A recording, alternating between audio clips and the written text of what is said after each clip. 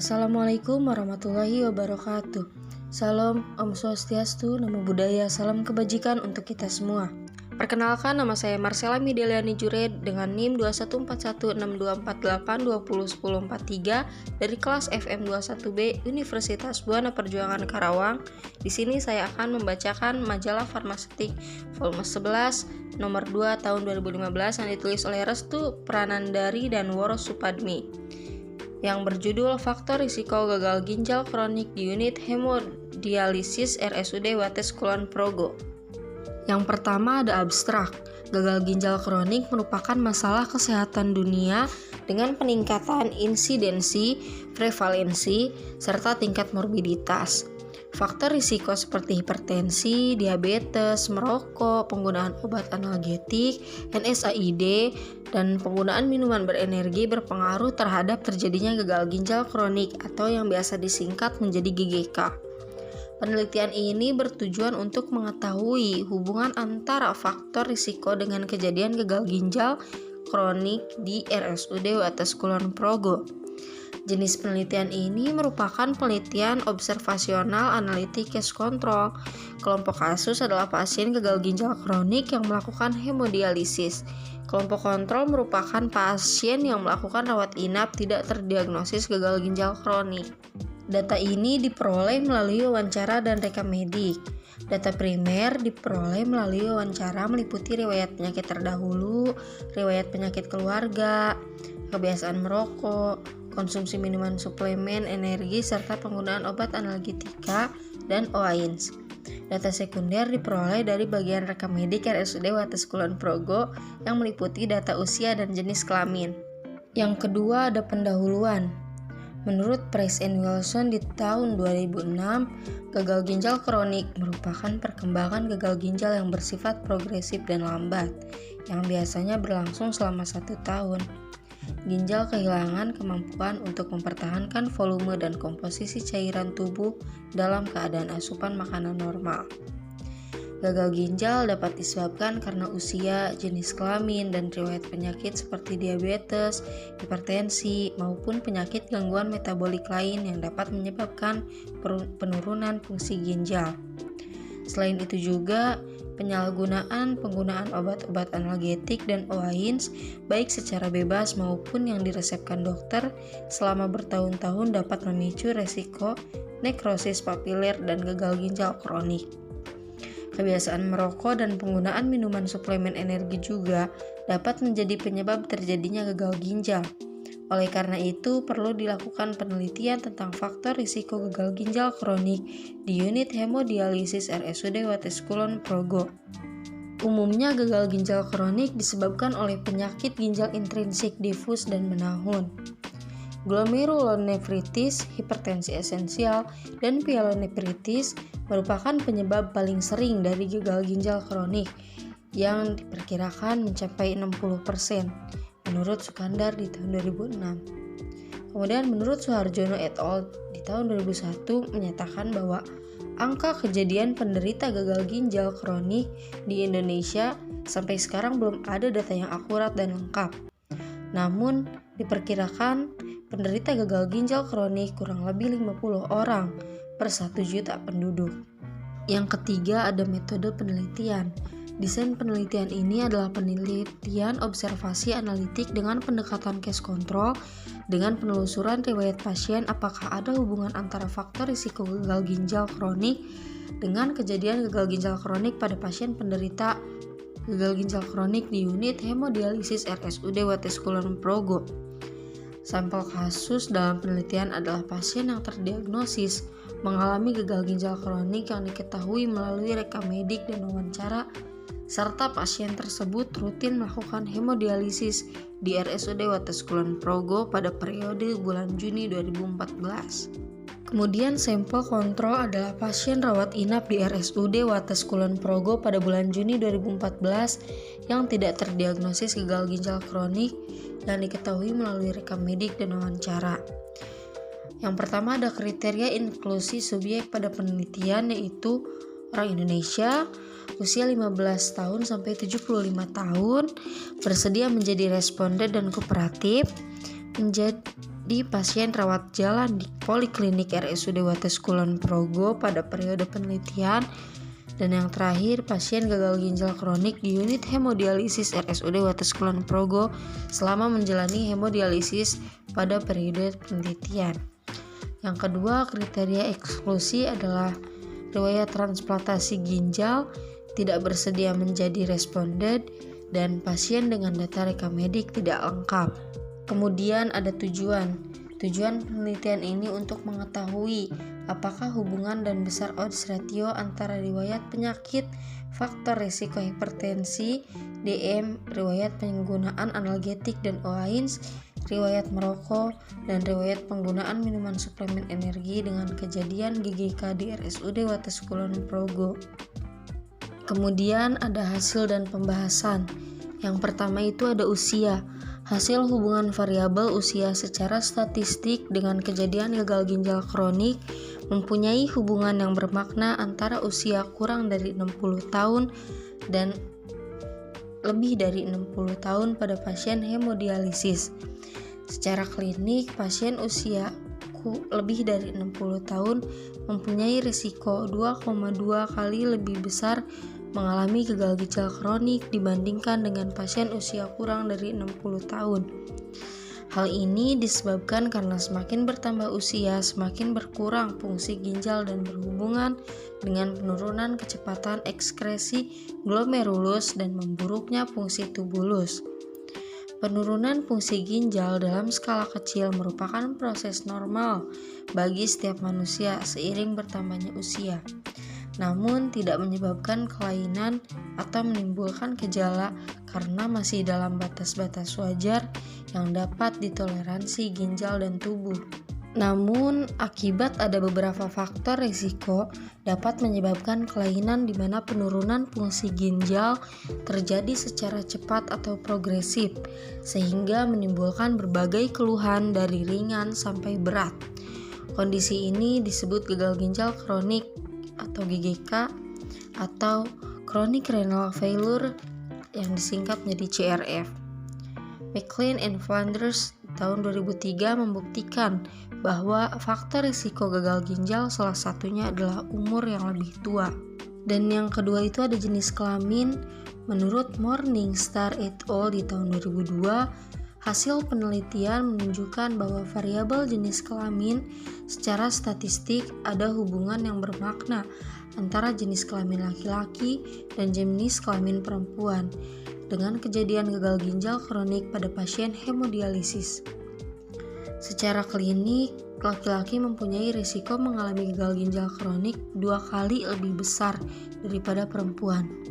Hal ini dimungkinkan karena perempuan lebih memperhatikan kesehatan dan menjaga pola hidup sehat dibandingkan laki-laki, sehingga laki-laki lebih mudah terkena gagal ginjal kronik dibandingkan perempuan. Perempuan lebih patuh dibandingkan laki-laki dalam menggunakan obat karena perempuan lebih dapat menjaga diri mereka sendiri serta bisa mengatur tentang pemakaian obat. Yang ketiga ada riwayat penyakit hipertensi. Hasil analisis cross-tab menunjukkan bahwa riwayat penyakit faktor risiko hipertensi secara statistik ada hubungan yang bermakna dengan kejadian gagal ginjal kronik pada pasien hemodialisis. Dan secara klinik, pasien dengan riwayat penyakit faktor risiko hipertensi mempunyai risiko mengalami gagal ginjal kronik 3,2 kali lebih besar daripada pasien tanpa riwayat penyakit faktor risiko hipertensi. Peningkatan dan tekanan darah berhubungan dengan kejadian penyakit ginjal kronik itu menurut HSU et al. Di tahun 2005. Kemudian ada juga Susalit di tahun 2003 menyatakan bahwa hipertensi dapat memperberat kerusakan ginjal telah disepakati, yaitu melalui peningkatan tekanan intraglomerular yang menimbulkan gangguan struktural dan gangguan fungsional pada glomerulus. Tekanan intravaskular yang tinggi dialirkan melalui arteri aferen ke dalam glomerulus, di mana arteri aferen mengalami kontriksi akibat hipertensi. Yang keempat ada riwayat penyakit diabetes mellitus. Secara klinik, riwayat penyakit faktor risiko diabetes mellitus mempunyai risiko terhadap kejadian gagal ginjal kronik 4,1 kali lebih besar dibandingkan dengan pasien tanpa riwayat penyakit faktor risiko diabetes mellitus. Salah satu akibat dari komplikasi diabetes mellitus adalah penyakit mikrovaskuler, di antaranya nefropati diabetika yang merupakan penyebab utama gagal ginjal terminal. Berbagai teori tentang patogenesis nefropati seperti peningkatan produk glikosilasi dengan proses non-enzimatik yang disebut AGS, Advanced Glucosylation and Products, peningkatan reaksi jalur poliol pathway, glukotoksisitas, dan protein kinase C memberikan kontribusi pada kerusakan ginjal.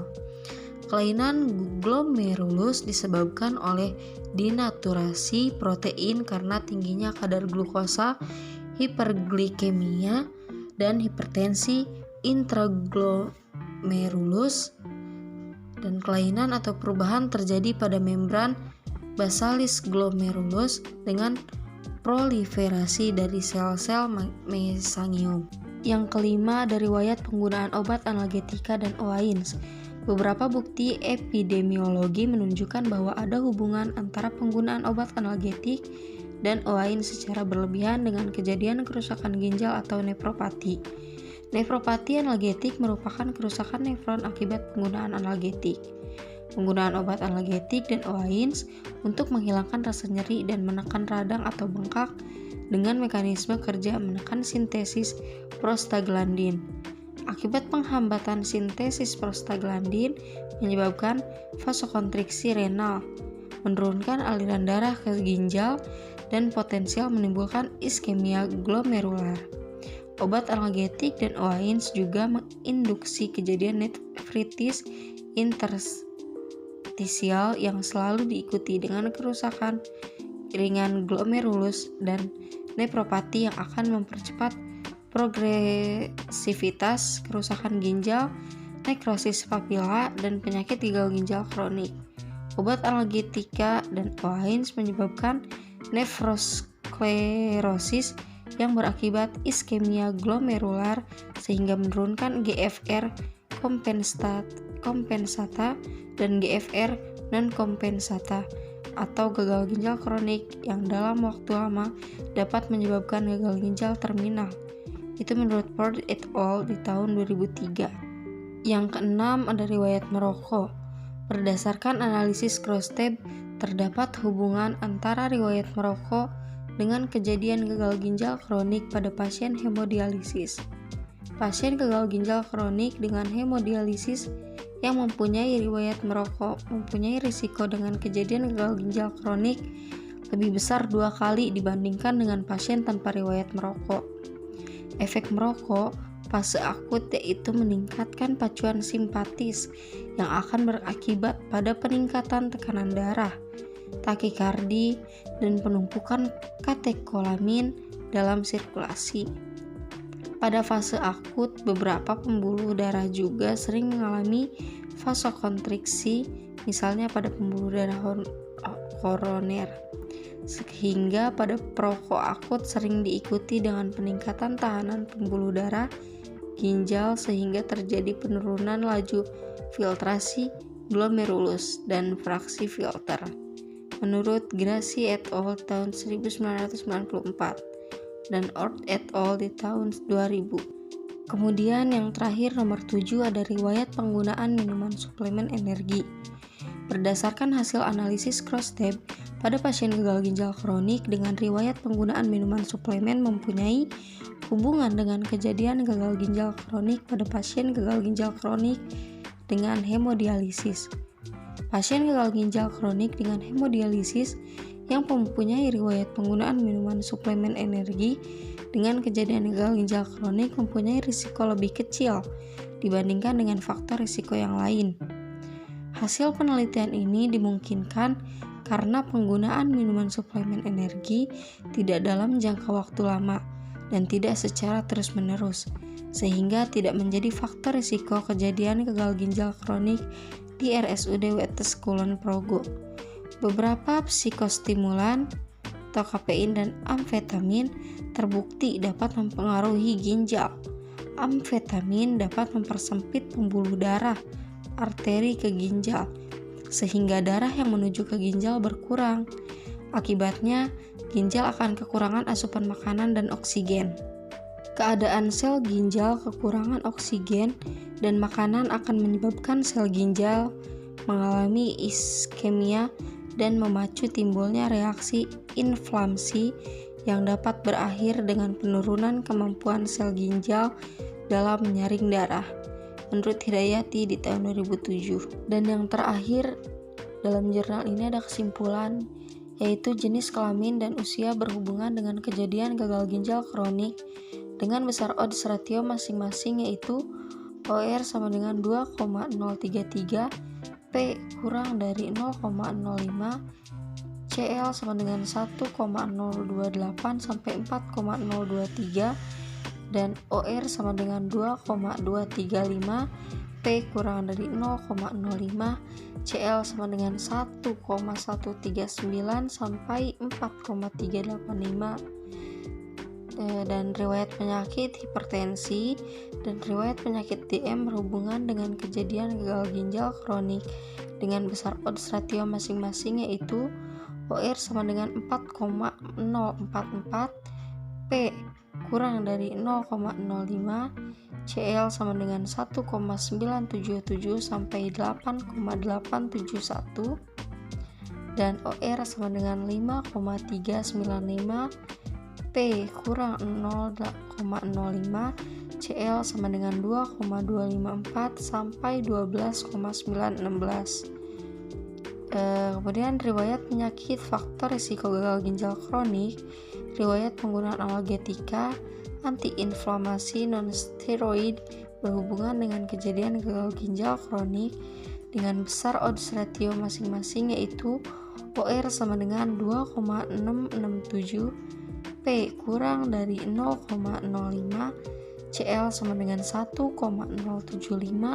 sampai 6,613, dan OR sama dengan 0,160, P kurang dari 0,05, CL sama dengan 0,074 sampai 0,374. Yang terakhir, riwayat merokok dan riwayat penggunaan minuman suplemen energi berhubungan dengan kejadian gagal ginjal kronik dengan besar odds ratio masing-masing, yaitu OR sama dengan 1,987, P kurang dari 0,05, CL sama dengan 1,017 sampai 3,884, dan OR sama dengan 0,450, P kurang dari 0,05, CL sama dengan 0,230 sampai 0,880. Kemudian yang paling akhir ini ada daftar pustaka dari jurnal Faktor Risiko Gagal Ginjal Kronik di unit hemodialisis RSUD Wates Kulon Progo.